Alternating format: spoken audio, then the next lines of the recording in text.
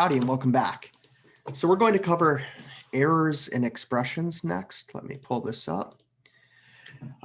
So what we're going to cover in this section of today's lesson is going to be very kind of at the surface. We'll get into why some of this happens when we talk about data representation. You'll really begin to understand what's going on at a lower level. But until then, I want to just, draw your attention to some potential errors that can result during computations that you might otherwise not expect.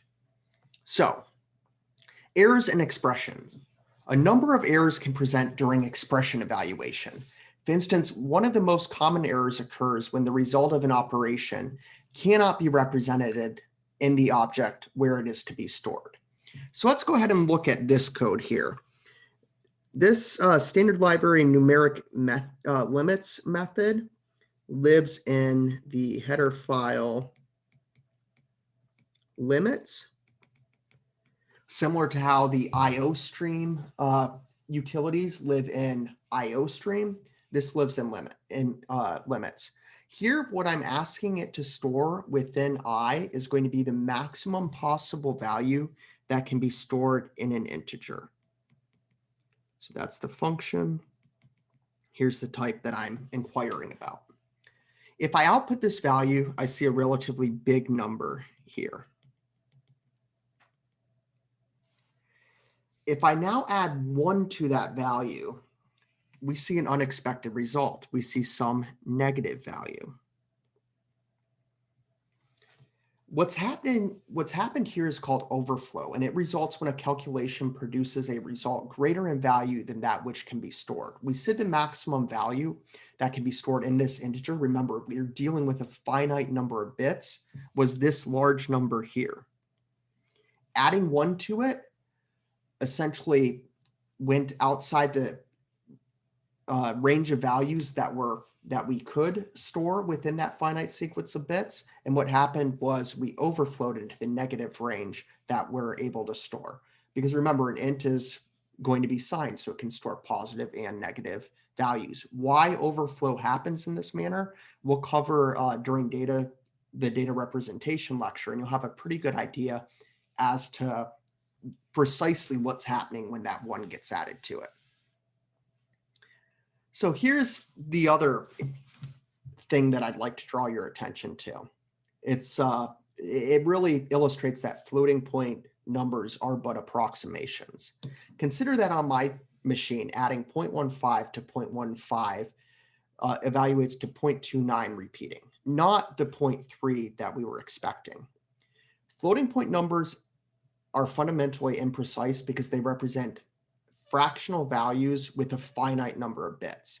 The precision is quite good when we're using double precision floating point values, but we have to keep in mind there are some small errors that are introduced when we're performing computation.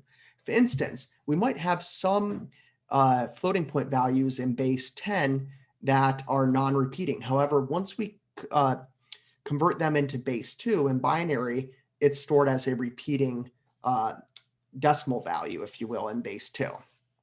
An implication of this approximation of these values is that you cannot be certain that 2 floating point numbers are equal if they were calculated using arithmetic. The reason being is that, okay, well, if I'm, 0.15 is that, and I compare 0.15 to 0.15, we'd be essentially comparing that. However, when we begin introducing floating points into arithmetic expressions, that small error can begin to propagate, which would be a bit further off from the actual expected value, or how the literal would be stored encoded in base 2.